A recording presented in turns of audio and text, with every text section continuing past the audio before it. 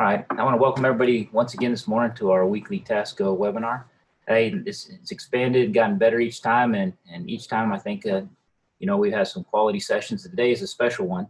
We're going with Principles of Play by Gary Williamson, and luckily I've been blessed actually to work with Gary through North Texas and spent a lot of years before Gary's had to deal with me, and so I appreciate you coming on this morning, and I know you're going to get a lot out of this today. And without further ado, I'll turn it over to you.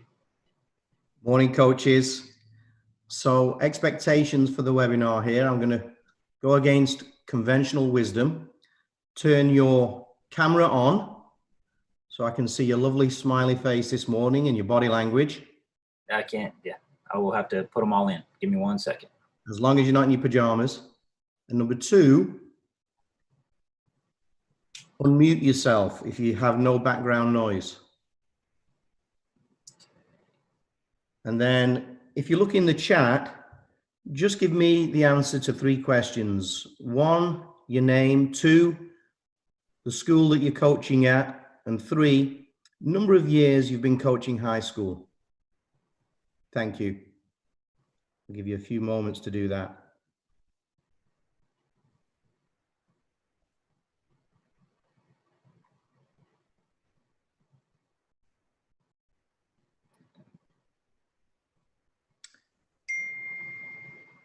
So Warren, being the maths teacher that you are, can you calculate how many years of experience you have on this webinar with all the high school coaches? Sure. Yeah, let me get this in a second. Let me get everybody into the panelist. Yes, no rush. Coaches, we've all been on probably 70 Zoom webinars over the last 6 months. You know how it goes on these webinars where only a few people participate and some switch off. So we're not going to be guilty of that this morning. I'm going to ask everybody to actively participate. And you'll need to be involved in these three areas. Make sure you've got a pen and paper.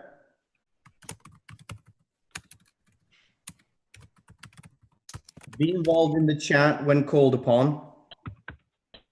And then if you're wanting to say something, try and hold your questions until the end so we don't interrupt the flow. And just raise your hand so we can see visually if you have a question. With the chat being on all these Zoom calls, as you know, people are kind of cautious sometimes about giving their answers for fear that they may be wrong or they don't want to embarrass themselves in front of their peers. So we're going to turn the chat over to just the panel, which means Warren and myself will be the only ones that see your answers. So that being said, I want to create a safe, comfortable environment here where there are no good, bad, right, or wrong responses. So please don't worry that your answers are out there for all your peers to see. It's just for Warren and myself to facilitate the progression of this session. Gary, right now, everybody's a panelist. All right, very good. It's 150 years. Okay. So here's a question for you, coaches.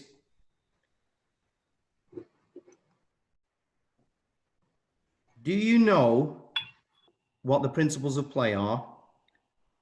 No answer required at this time, just reflect.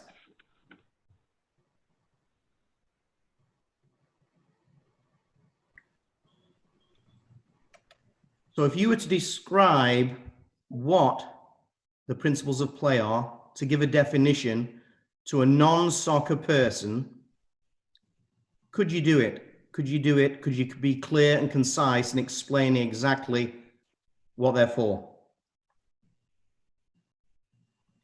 Based on your reflection now,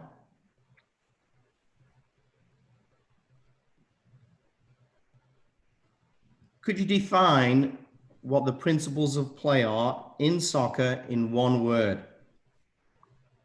And Warren, let's just, can we put this over to just I'll put the chat over to just you and I, okay? Yeah, the thing is, I've got to take them all off panelists. All right, I see. No worries then. Like I said, I don't want people to fear that they can't respond here. But they can send it directly to you. There you go. Send it in private chat to me, coaches. If you just go to the chat function and go private to Gary Williamson. If you had to pick one word that would sum up the principles of play as it relates to soccer, what word would you choose?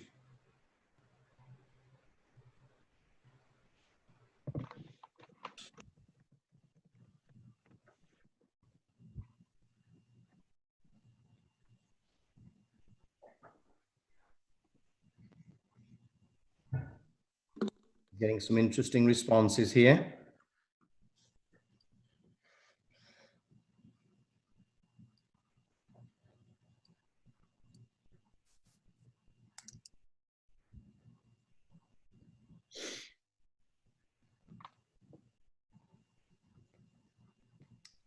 And the responses are rolling in. So we've got strategy, tactics, fluid, dynamic, formations, winning, effective, fun, intelligence.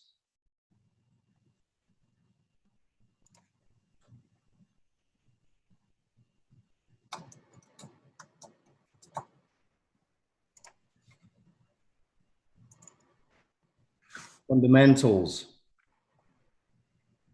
structure.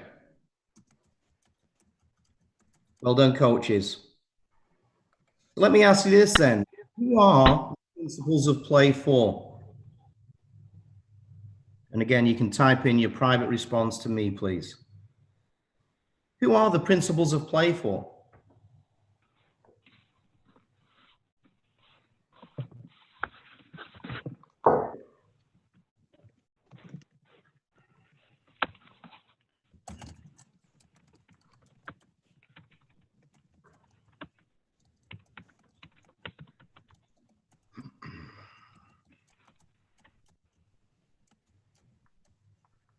So we've got the entire program, players, coaches, so that everybody is on the same page when the game is played. Program. One word, coach, one word. Can you define it? Can you be crystal clear what the principles of play are and who are they for? For the players to know what their strategy and responsibility is. Good, well done. Good responses, coaches. Thank you. So now, from your memory bank, can you, on your sheet of paper in front of you, no need to respond to me, can you list the attacking principles of play? 1 minute, coaches. Test your knowledge, spot quiz. Do you know what the attacking principles are? Can you list them?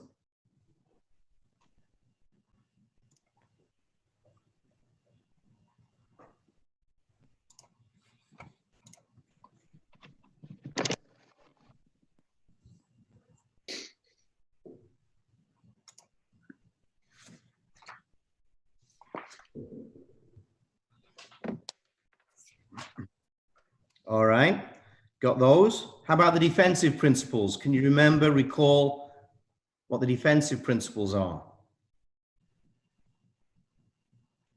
Just from memory, no Google search required here. Challenge yourself. Defensive principles. Okay, so how did you do? The principles of play have been around for years, and depending on which country we're in, they usually involve those principles that you see on the screen there. So for attacking, we have penetration, support, width, mobility, and improvisation. Soccer is a game of opposites. We look on the flip side, defensively. We have pressure, cover, balance, depth, and concentration. So the principles of play give you, the coach, a structure to observe the game, to analyze it, and to teach it.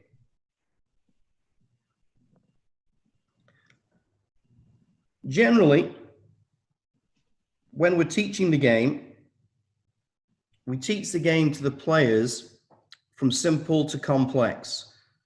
And previously, we've looked at these principles with the immediate player on the ball. So for penetration, the player has the ball. Defensively, the nearest defender to the player with the ball. Then as we move away to the second principle, we look at the second attacker nearest the player with the ball, who's providing support behind, to the side, or in front of the ball. And then defensively, the second defender closest to the first defender is providing cover in case that player gets beat, as well as marking their opponent. Moving further away from the ball, we go to the third player. So the third attacker from the ball provides width as we stretch the field side to side. Defensively, the third defender from the ball is providing balance. So our defense is not unbalanced and out of shape. Further still, fourth player away from the ball, we have mobility, movement. So we don't get done and beat in, behind, around, or through us. We have players who give depth as a fourth defender.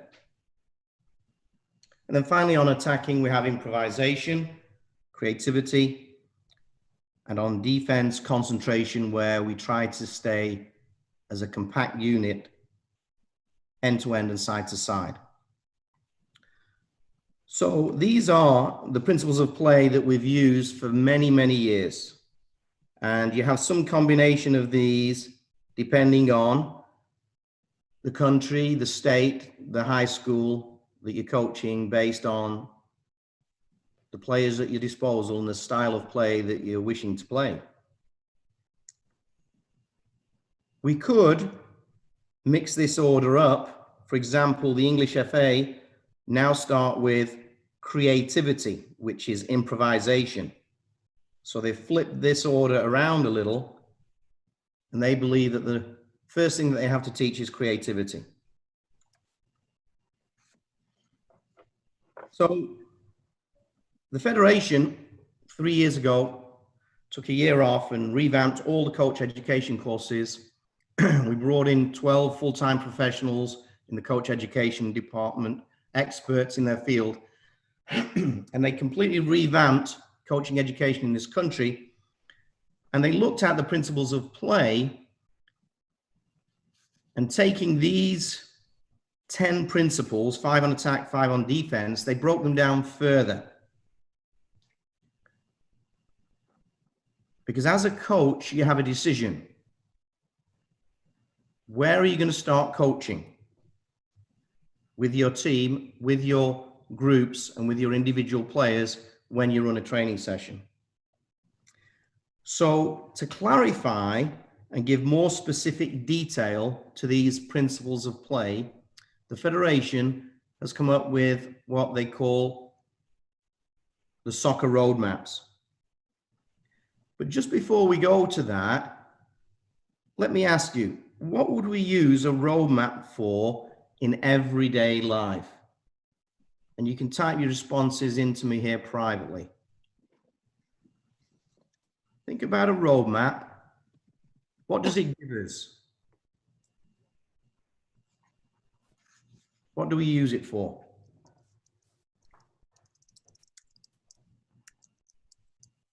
So I'm looking for 23 responses here.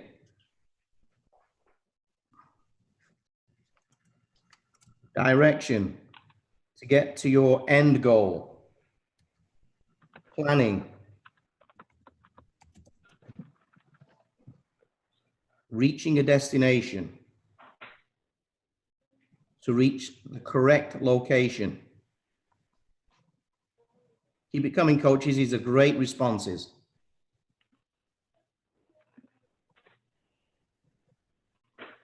Getting from one point to another. guides and instructs.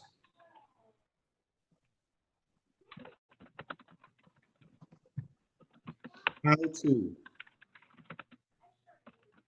Guides and instructs.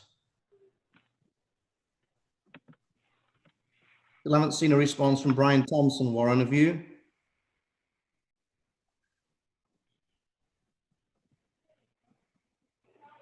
When your Google Maps isn't working on your phone, have a plan to follow.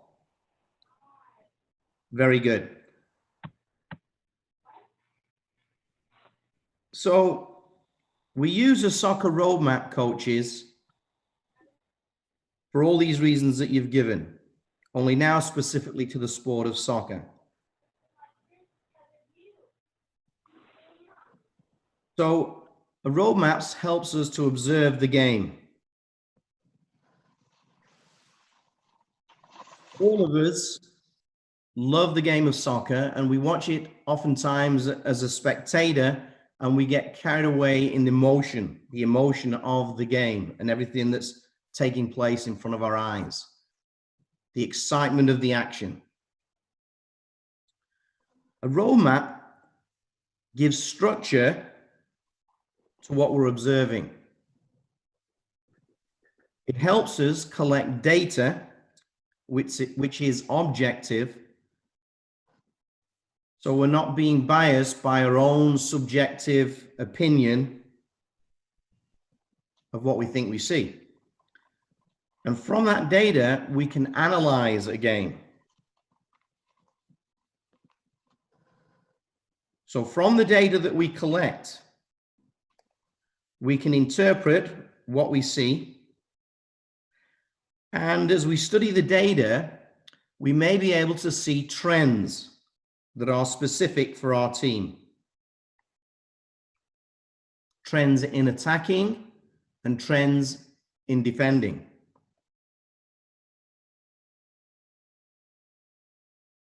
So based on that, as coaches, we now decide, okay, what am I going to teach? Based on what I've observed, the data I've collected, and the trends that I'm seeing for my team in attacking and defending.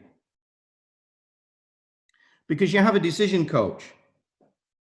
Whatever you choose to teach, to work on in training, in practice, means that you can't work on everything else that's involved in the game. So there's an opportunity cost, so to speak.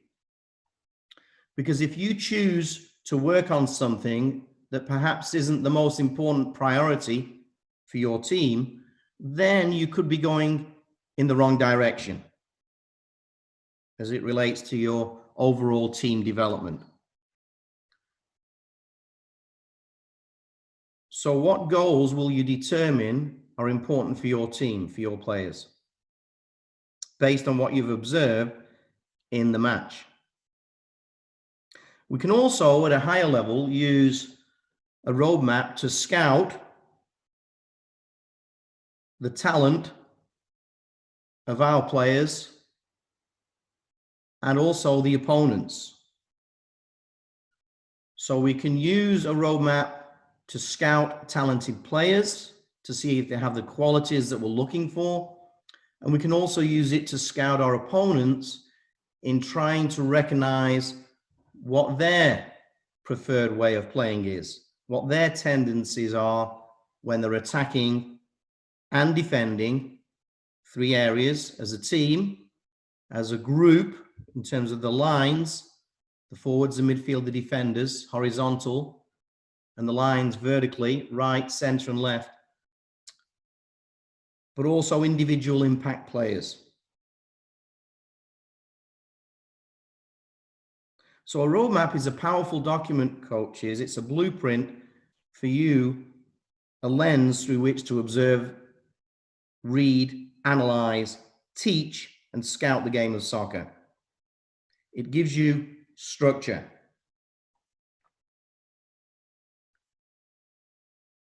So let me ask you, when you're coaching a high school game, are you very subjective in your decision making, or are you relying on objective information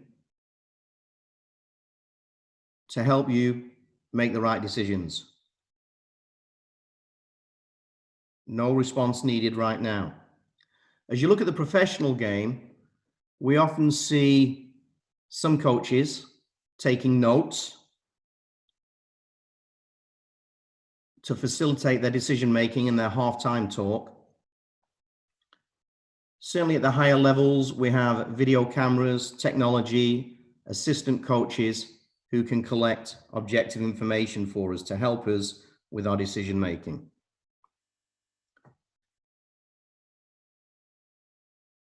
If we let our emotions get the better of us in the heat of the battle, then how effective can we be in making the right decisions?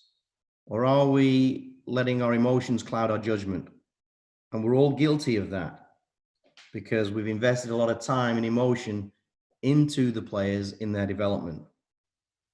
But here are some things for you to consider.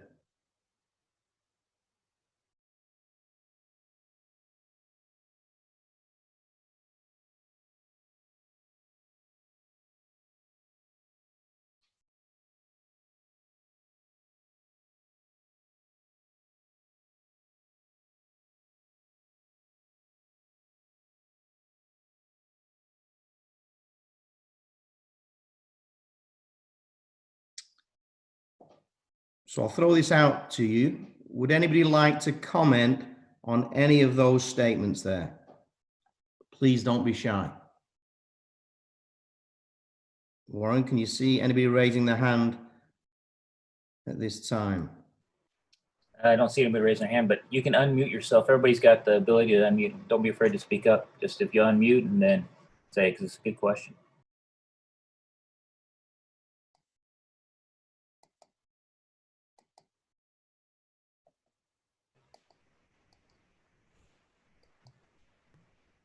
I thought Martha would have spoke up.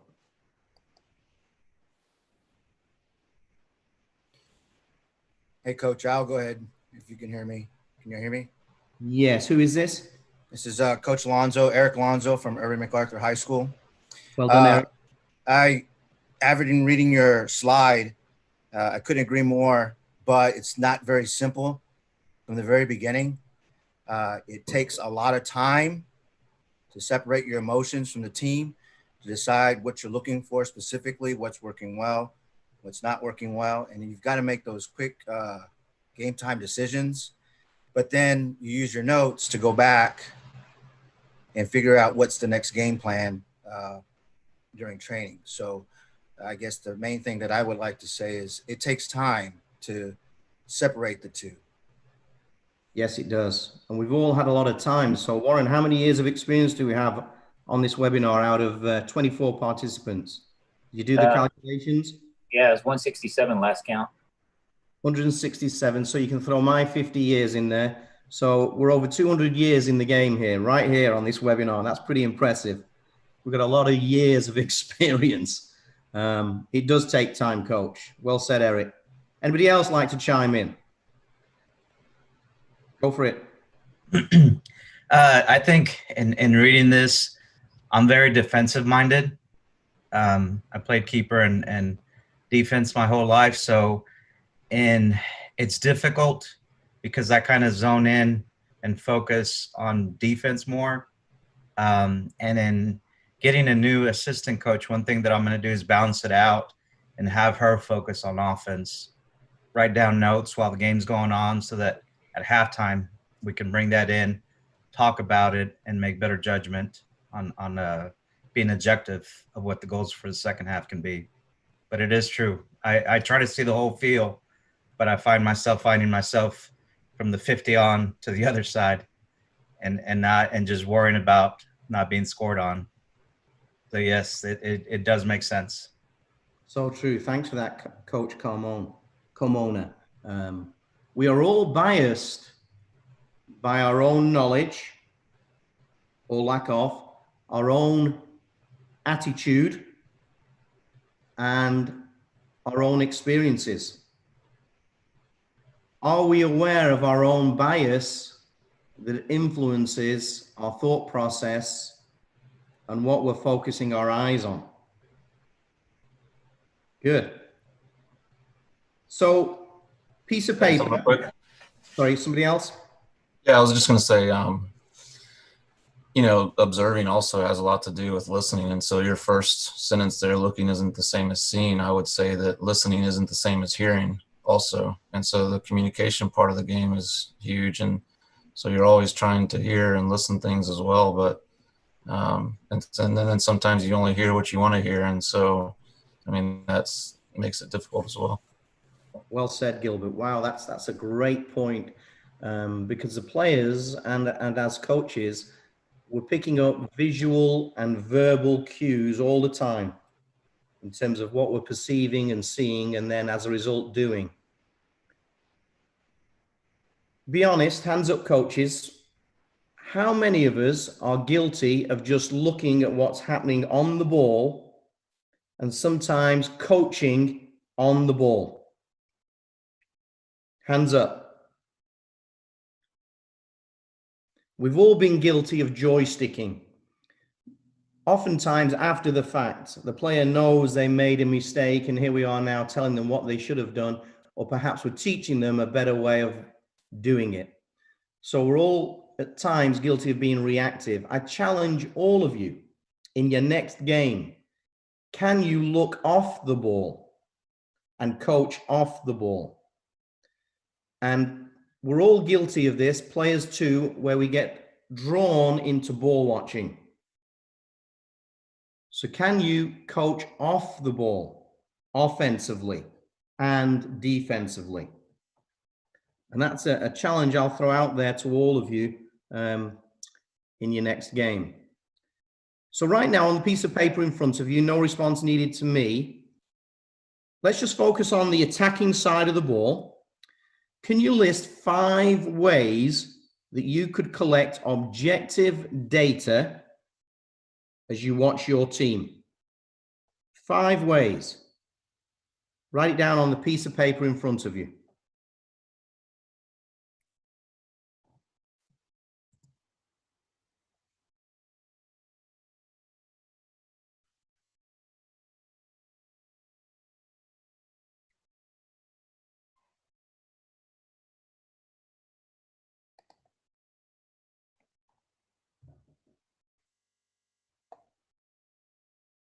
And just put your hand up when you've got your 5 ways that you can collect attacking data as you watch your high school team, or your assistant can collect it. What would be 5 things that you would be interested in based on the way your team plays?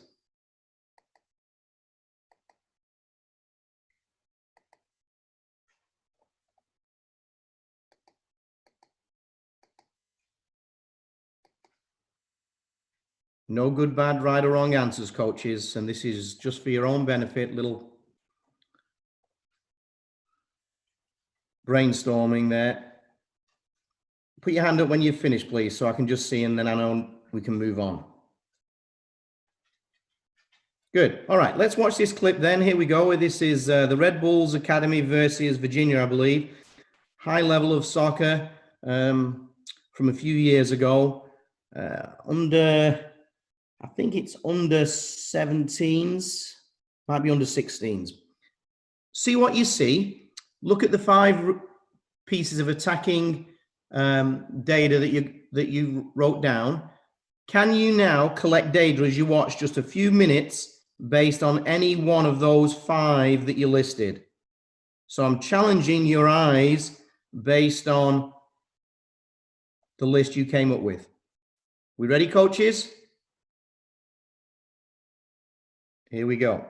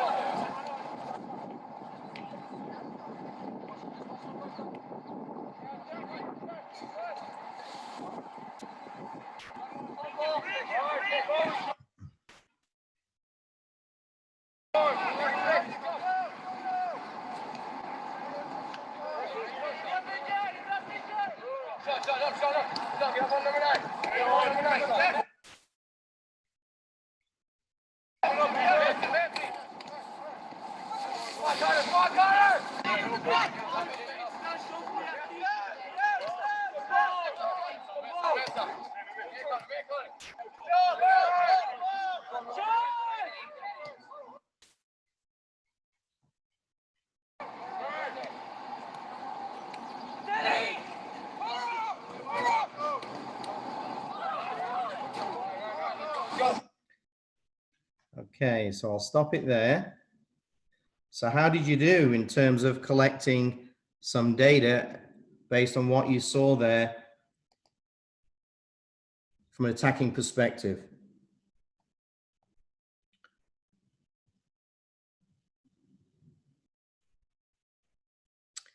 So diving deeper now into the roadmaps, coaches. Just hold on to that objective data. We'll come back to that. If we look at the game of soccer, we have four main phases to the game, as you all are very aware with your experience. We have attacking, then we transition from attacking to defending as we turn the ball over. We have defending, and then we transition from defending into attacking. Here's an interesting question for you. What makes the game of soccer so unique? The characteristics of the sport which make it so unique, unlike any other invasion sport?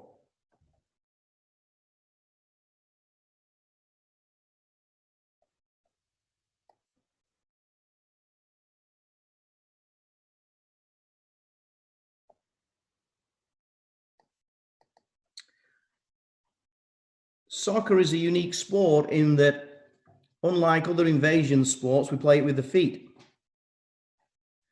The laws of our game are very unique, unlike any other invasion sport. Another thing which makes the game very unique is it's free flowing. Because of the transitions, there are a lot of turnovers. So it can be at times chaotic, unpredictable. I think a study was done on the MLS, and the average number of passes in a game was 2.8 before the ball is turned over. So this makes our sport very difficult to play. It's a simple game, but a very difficult game to play well, and an even harder game to coach well, because we have these four phases to the game. So let's just focus on the roadmap that deals with attacking.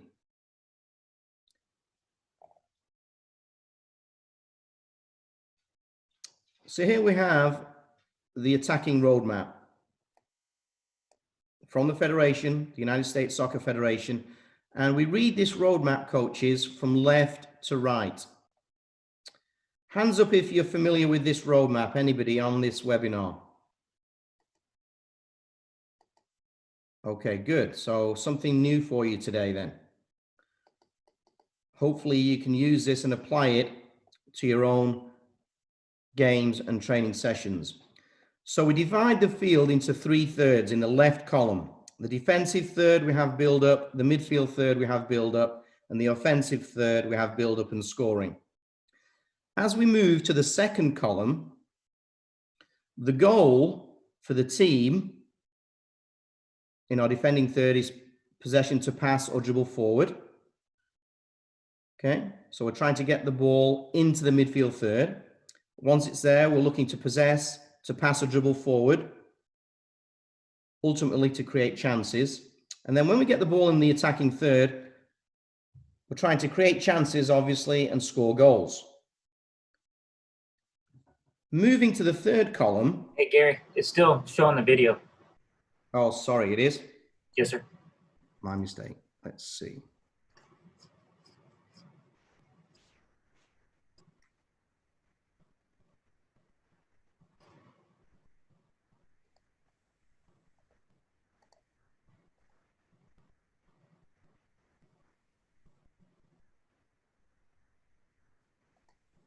What do you see now, Warren? We see you. All right. Do you have the controls, right? Yeah, I'll move you back to host. Okay, thank you. All right, you got it. Thank you. All right. Do we see that?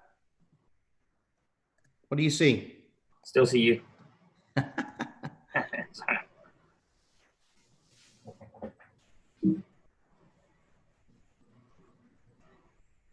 Any luck? Not yet. Sorry. Let's see. All right, let's go back to this one. There you go. All right, I'll go back to this one. 1 second.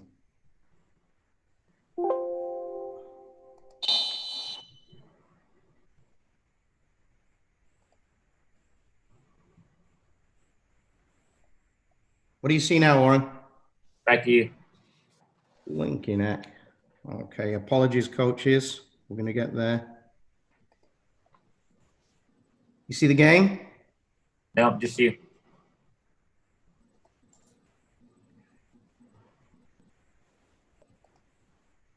Okay, so. Okay, got your screen. What do you see now? You see road maps? Got road maps. Yes, sir. Well done. Okay. All right, so we have the 4 phases of the game as we described. So let's look at the attacking roadmap in detail, coaches, as we take a deep dive into this now. So we read from left to right, first column on the left, 3/3 of the field. Second column, this is the goal that your team, your groups, and your individual players are striving for in each of the thirds of the field from an attacking perspective. In the third column, we have the general principles. So we're trying to do 2 things here: exploit the opponent when they're unbalanced, or unbalance and disorganize the opponent to take advantage of the space. So at every level of the game of soccer, these 3 columns are constant in every game of soccer, from the little ones all the way to the professional level.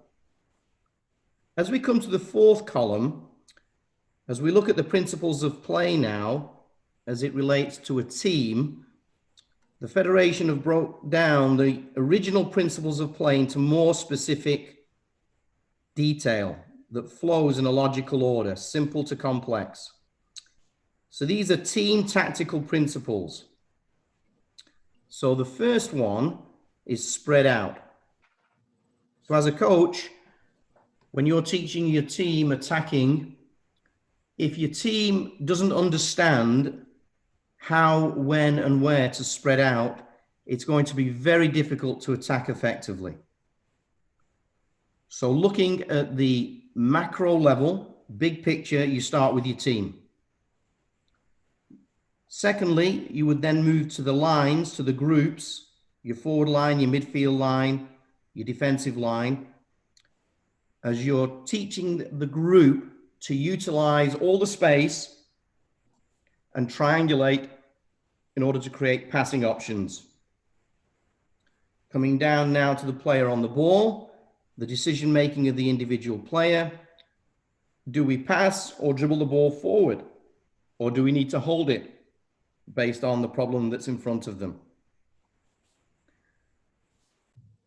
So as a coach, as mentioned earlier, you have a decision. Do I start with the individual on the ball? Do I start with the group? Do I start with the team? Here, based on the Federation's roadmap was saying, start with the team, get this sorted out first, then move to the group, then to the individual. And then once you've got that, then we start to fan out and the game becomes more sophisticated as we move down the team tactical principles. And you can see there are 10 listed. Just reflect for a moment on your team and ask yourself, where in this pecking order that goes from simple to complex, logically, how well can your team execute these team tactical principles of play from an attacking perspective?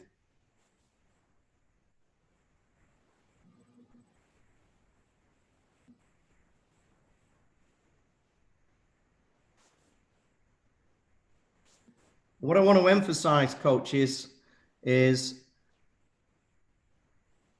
these team tactical principles are cumulative learning for the players. They're in a logical order. So, for example, we cannot work on creating diagonal passing lines if your players don't understand how to create overload situations, 2v1s, or take advantage of 1v1s in the correct area of the field. So there's a logical order that builds on the previous team tactical principles, so it makes sense for the players in their understanding, reading, and playing the game. If we move to the right column, previously we used to have the 4 pillars of the game as we looked at players. The 4 pillars being technical, tactical, physical, and mental. These have been broken down now further, more specific, into 6 key qualities of a player. And you can think of players on your high school team who have these qualities. For example, just give me a show of hands if you have a player on your team who's got a very high soccer IQ, they're able to read the game quickly, it's almost like they're anticipating 1 or 2 moves ahead. Yeah, okay. Do you have a player on your team that technically has clean execution in terms of the mechanics and the performance with the ball? Hands up, anybody? There you go. What about a player who physically is just dominant, either in size, speed, quickness, strength? Their physical attributes just clearly stand out. So looking at a player from a holistic perspective, we want these 6 qualities of our players. And you can relate to your own players in terms of which qualities they have. So we read this roadmap, coaches, from left to right. First 3 columns are constants. They happen in every level of the game. As we come to these 2 last columns here, that depends upon the players you have and the decision-making of the players in these team tactical principles. So in each team tactical principle, we have player actions. And then what qualities do your players have? Are you playing to your strengths and covering up any weaknesses that you have? Any questions on that attacking roadmap, coaches?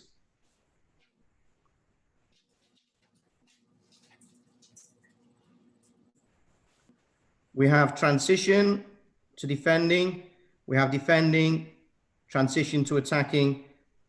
So as you can see, it gets very specific, very detailed, based on a curriculum, if you will, of areas to focus on with your players throughout the season, throughout the year. And right now here, we're just focusing on the attacking.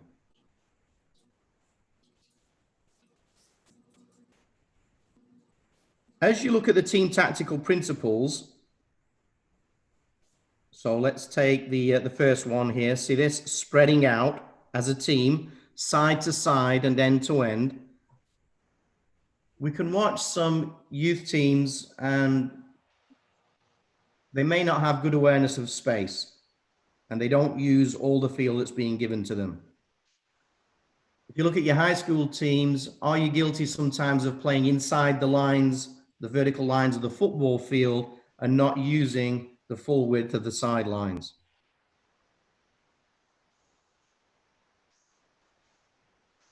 So if we take spreading out, each team tactical principle is in the context of where the ball is on the field.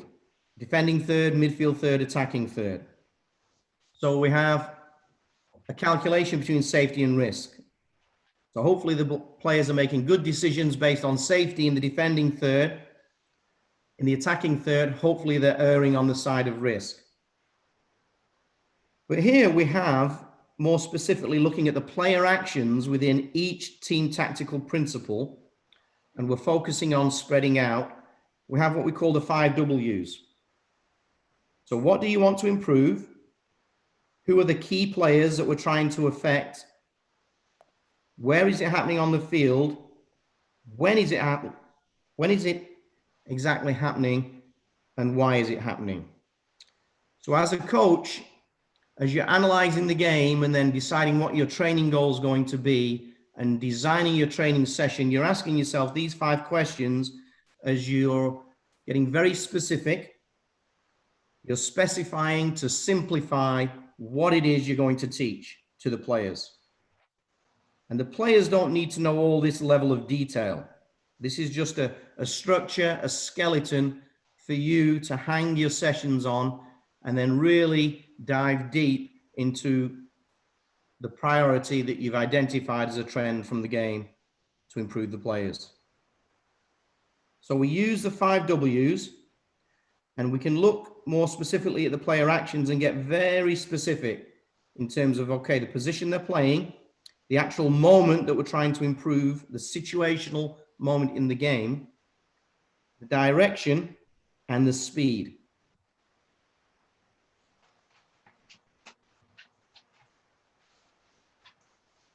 Clear as mud, coaches? I will send the roadmaps to Warren so he can get this to you. But let's just go back to the video and apply the first team tactical principle, spreading out, the second team tactical principle, dealing with the group, utilizing space to triangulate, and the third team tactical principle, the player on the ball, the decision to hold, pass, or dribble the ball forward. And let's just see what we see.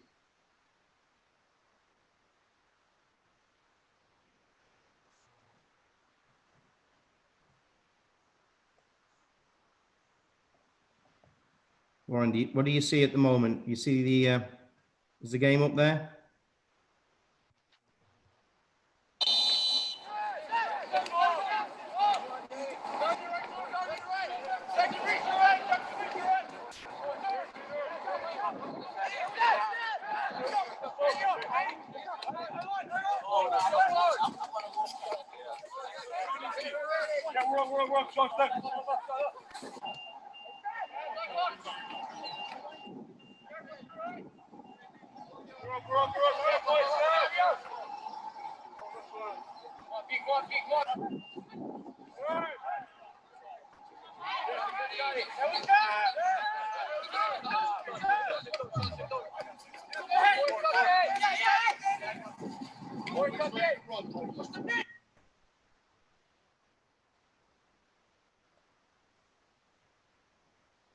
Okay, coaches, what did you see in terms of the first, second, or third team tactical principle? Anybody brave enough to make a comment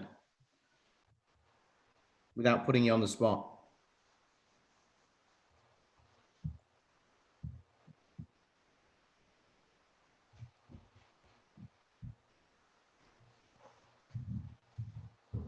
All right, let's watch it again very carefully.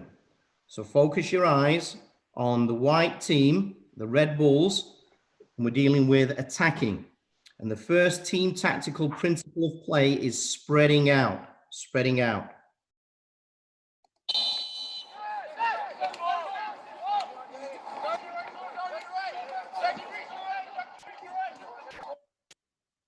So if we look at spreading out, we can see the Red Bulls, an advanced youth team, pretty much is in 2/3 of the vertical space. And a lot of youth teams are guilty of this. They're being drawn to the ball like a magnet, instead of pulling away from the ball and making the field as big as possible, side to side and end to end. So look at the position of the opponents. It's easier for them to defend the smaller distances, the smaller spaces, based on the positioning of the attacking white team players.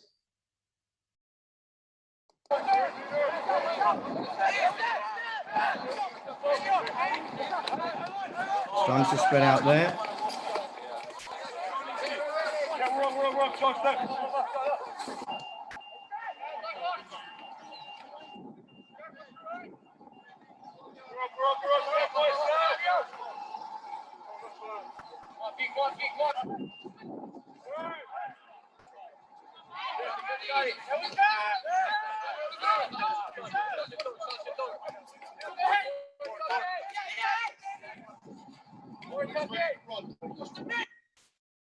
Okay, so we're spreading out more effectively, as you saw from that example. So they're able to move the ball forward. If it's not on, switch the play. But now the second team tactical principle of play is utilizing space and triangulation. And you can see that vertically and horizontally, the players are in straight lines. So they don't understand how to create space for themselves within this functional group, the midfield and the forwards, to triangulate. So they're creating angled runs for angled passes, which is very difficult for defenders to defend because they're caught in the dilemma. Do I stay with the player I'm marking, or do I protect the space? So the second principle of attack, utilizing space to triangulate.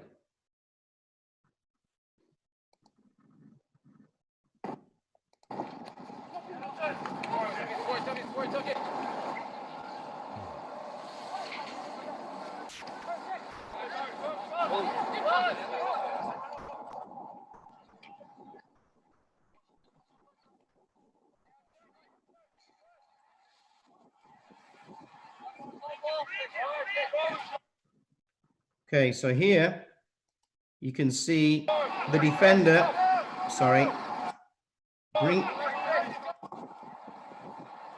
bringing the ball out from the back as the opponents draw a confrontation line about 10 yards from the center circle.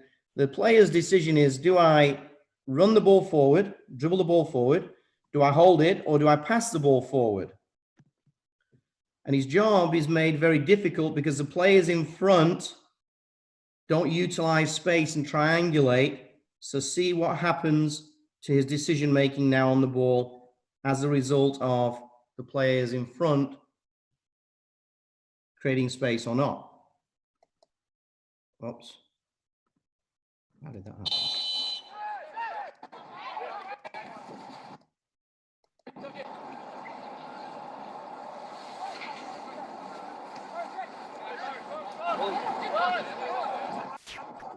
Here we go.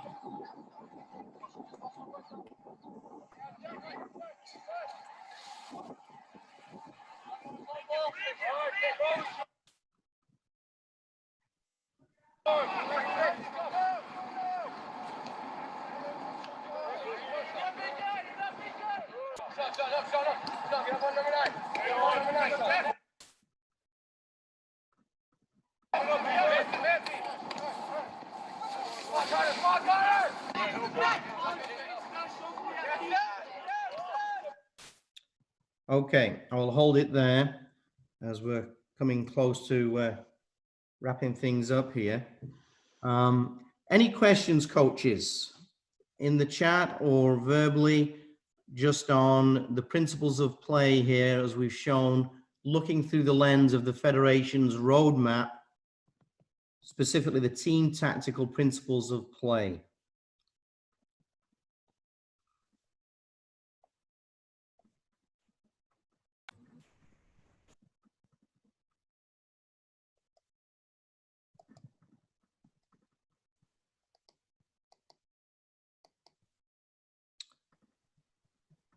Put your hands up, coaches, if you think it's, sorry, go ahead. Yeah, I'll say something. Just a lot of dead space for you there. I just know I really appreciate this lesson because I know there are times when I'm watching the film of the game and you're just kind of keeping track of everything's going on. There's a lot going on. There's a lot that you're keeping track of, and for the next training session, you're like, man, there's like 4 or 5 things that we need to work on. Yeah. But with the roadmap, and if you're going down the list, like you said, it's in a logical order. If we're not doing one, why am I working on number 4? So I appreciate that kind of in my mind, giving me my roadmap of things I need to look at first in the pecking order of what we need to work on. Well said. What's your name, coach? George Hurahan. George, yeah, well said. I mean, you can watch a game of soccer and you can have that attacking roadmap in front of you, and you can see, looking at the team tactical principles of play, the level of sophistication of the play based on that pecking order. I know some very young teams who are, let's say, under 10 teams who are down to the 6th or 7th team tactical principle. 1 through 6 is right there. It's very clear. Similarly, I can go out and watch an older competitive club team, perhaps, and they don't even understand the first one, spreading out. They have no comprehension of how to spread out side to side and end to end, when to do it, how to do it, who should do it, and consequently, they're destroying the very thing they're trying to create, which is space, and it's very easy for the other team to defend them in those tight spaces, as you saw here with Red Bulls to a certain extent. Good. Any other comments?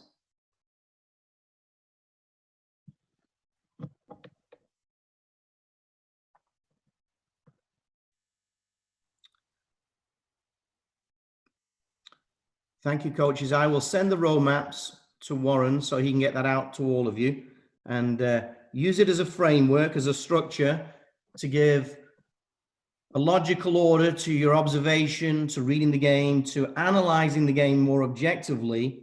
And then from that, can you determine the trends for your team and what's important to teach? And then obviously you're working it in training during the week, and then can they now do it in the game on the weekend? So you've got one eye on player development that's continuous throughout the season, but obviously you want to win the game as well, so you have to adapt in the moment. But I hope the roadmaps will be a useful tool that you can apply to your high school teams in your preparation, your training, and your upcoming matches. Coaches, thank you for your attention this morning. Thank you. Thank you.